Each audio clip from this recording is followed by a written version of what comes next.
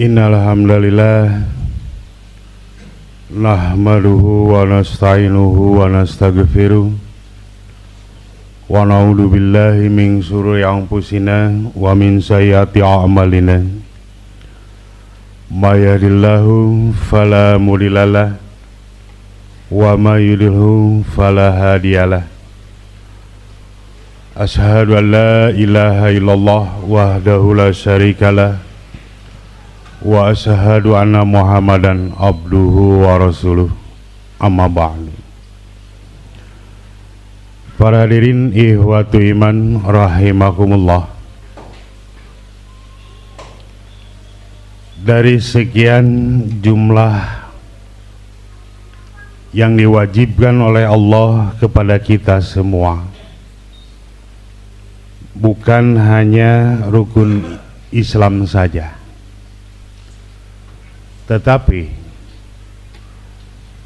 ada kewajiban-kewajiban kita yang mungkin di antara kita belum tahu, atau mungkin di antara kita sudah tahu, tapi harus bagaimana cara melakukannya, yaitu bagaimana cara mencegah kemungkaran. Di dalam sebuah hadis, Rasulullah SAW bersabda, hadis ini dari Abi Sa'id Al-Khudri, ia berkata, sami'tu Rasulullah SAW yaqulu, saya mendengar Rasulullah SAW bersabda, man ra'a minkum munkaron fayughiruhu biyadihi, barang siapa yang melihat kemungkaran, hendaklah ia mencegah kemungkaran itu biyadihi, dengan tangannya. Fa'ilam yastati fabilisani, jika tidak bisa dengan tangan, maka rubalah kemungkaran itu dengan lisan. Fa'ilam tastati fabilisanihi, maka jika tidak bisa merubah kemungkaran itu dengan lisan,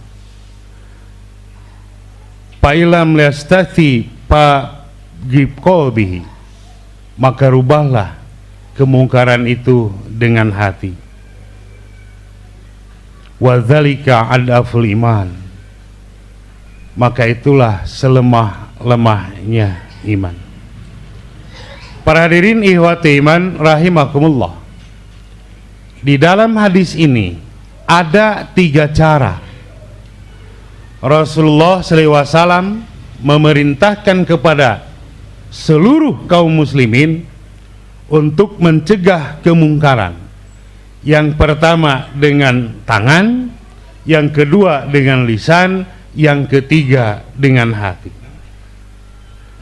Makna hadis secara global, di dalam hadis di atas Nabi SAW menjelaskan bahwa hendaknya setiap muslim tanggap terhadap kemungkaran yang terjadi di hadapan kita, di depan mata kita semua, dan kita tidak tinggal diam.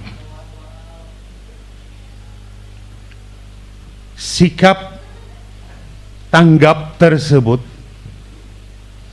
sudah barang tentu jika kita tidak mempunyai cara, maka kemungkaran itu akan terus-menerus merajalela, walaupun di hadapan kita sendiri. Yang dimaksud mencegah kemungkaran dengan tangan di sini adalah dengan kekuasaan. Yang mempunyai kekuasaan di sini, yang mempunyai otoritas, legalitas hukum tentu, Yang disebut dengan kekuasaan di sini adalah pemerintah. Pemerintah dalam artian mempunyai kewajiban untuk mencegah kemungkaran-kemungkaran yang akan merusak tatanan kehidupan bernegara dan berbangsa. Kenapa pemerintah mempunyai otoritas, mempunyai legal standing, mempunyai legal hukum untuk mencegah kemungkaran itu? Kita pun bukan tidak bisa dengan tangan, tetapi kita harus mempunyai legal hukum yang jelas. Karena bisa saja kita merubah kemungkaran itu dengan tangan kita, artinya dengan kekuasaan. Justru nanti akan sebaliknya. Karena apa? Kadangkala kita menyaksikan akhir-akhir ini yang benar dianggap salah, yang salah dianggap benar. Tergantung siapa orang yang memegang kekuasaan tersebut. Apakah ketika seseorang diberi amanah kekuasaan yang mempunyai legal standing hukum, apakah akan membiarkan kemungkaran terjadi? Para hadirin ikhwatu iman rahimakumullah,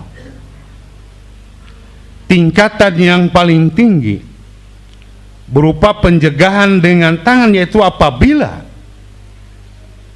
dirasa mampu untuk mencegah dengan tangan, cegahlah dengan tangan. Lalu yang kedua, jika kita tidak mampu mencegah dengan kekuasaan karena berbagai hal, maka kita cegah kemungkaran itu dengan lisan. Yang dimaksud dengan lisan di sini adalah dengan saran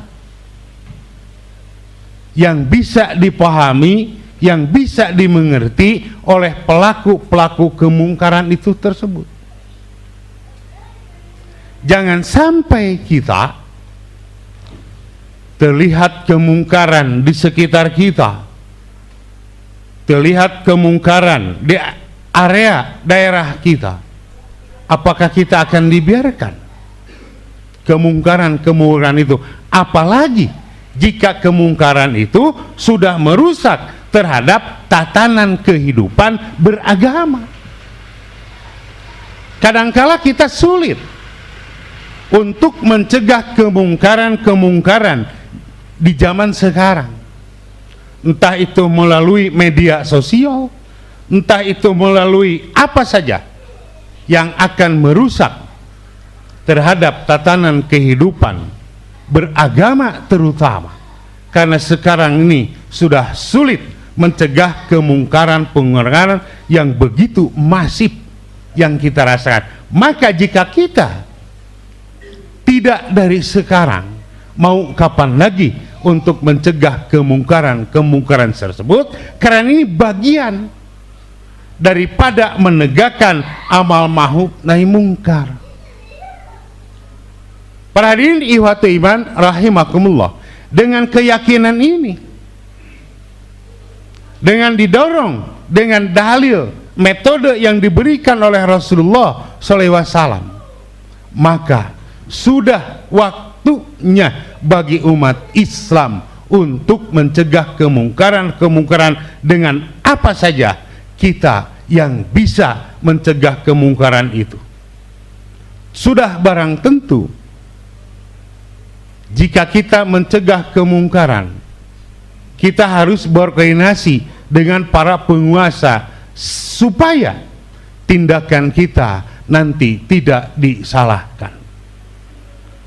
Lalu yang ketiga, dengan hati. Artinya dengan hati itu kita tidak setuju, kita memberikan sikap bahwa pekerjaan-pekerjaan tersebut sangat merusak terhadap tatanan kehidupan berbangsa, bernegara, dan beragama.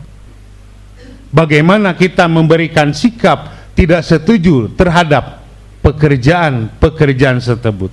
Walaupun dengan hati itu yang dikatakan di dalam hadis tadi adalah adaful iman, selemah-lemahnya iman ketika kita melihat kemungkaran hanya cukup dengan memberikan sikap bahwa itu pekerjaan kita tidak setuju. Padarin ihwatu iman rahimakumullah, maka dengan itu kita sebagai umat Islam, kita sebagai umat muslim wajib mencegah kemungkaran-kemungkaran sekecil apapun. Jangan kita biarkan untuk merusak tatanan kehidupan berbangsa dan bernegara, apalagi di dalam kemungkaran-kemungkaran merusak tatanan kehidupan beragama. Barakallahu li wa lakum.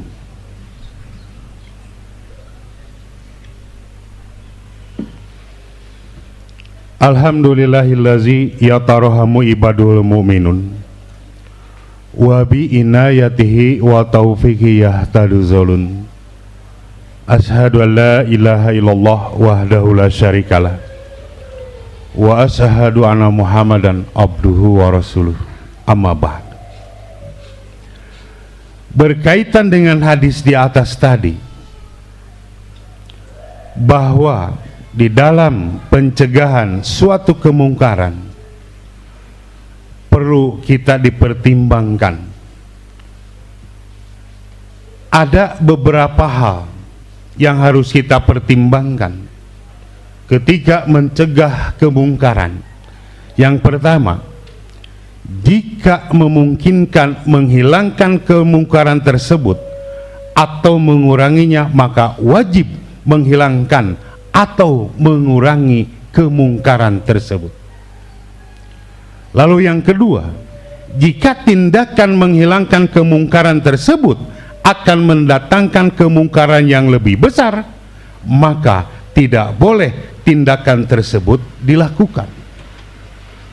Lalu yang ketiga, jika tindakan menghilangkan kemungkaran tersebut mengakibatkan kemungkaran yang sama, maka hal ini perlu pertimbangan lebih lanjut, lalu mengambil tindakan yang sesuai. Bila membaca sejarah, para ulama salaf banyak sekali kita jumpai sikap tegas di dalam beramal ma'ruf nahi munkar,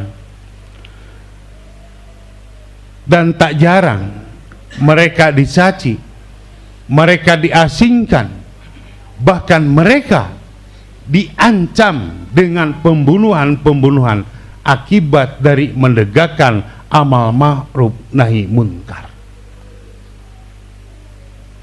Bahkan kesininya ketika seseorang menegakkan amar ma'ruf nahi munkar, tidak sedikit para ulama, para kiai, para ustadz dicap sebagai teroris. Inilah yang harus kita waspadai. Apalagi sekarang kemungkaran sudah berada di rumah kita masing-masing, sudah berada di tangan kita masing-masing. Lalu bagaimana cara mencegah kemungkaran tersebut? Kadangkala kita tidak menyangka bahwa sesuatu yang akan merusak, kita tidak menyadari bahwa itulah kemungkaran yang sesungguhnya. Karena pengaruh-pengaruh dari media begitu mudah untuk merusak tatanan kehidupan beragama, beribadah. Bagaimana supaya umat Islam tidak khusyuk di dalam melaksanakan ibadahnya? Itulah yang termasuk kemungkaran-kemungkaran yang kita tidak sadari, yang ada di tangan kita masing-masing, yang ada di rumah kita masing-masing. Seolah-olah kita cuek terhadap kemungkaran-kemungkaran. Justru kita harus memikirkan bagaimana nasib generasi-generasi anak cucu kita ke depan jika tidak ditanamkan dari sekarang ajaran-ajaran Islam yang sesuai dengan Al-Quran dan As-Sunnah terhadap anak cucu kita, supaya dijauhkan dari masalah kemungkaran-kemungkaran yang akan merusak masa depan anak cucu kita. Para hadirin ikhwati iman rahimakumullah, mudah-mudahan kita diberi kekuatan, kita diberi kesabaran di dalam menghadapi kemungkaran-kemungkaran, baik yang nyata, baik yang terasa maupun yang tidak terasa.